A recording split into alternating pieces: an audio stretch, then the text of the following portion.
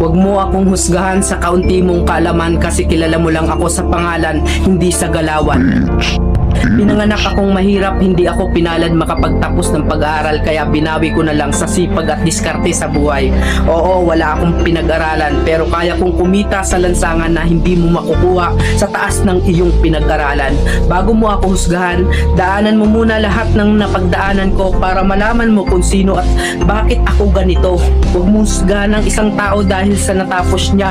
Dahil minsan, kahit yung mga taong hindi man humahawak ng diploma, daig pa nila yung nakagraduate ng may corona. Bawat tao may kanya-kanyang kwento sa buhay. Kaya bago mo sila husgahan, alamin mo muna ang kanilang pagkatao at tingnan mo muna ang sarili mo. Baka malala ka pa sa tinitira mo.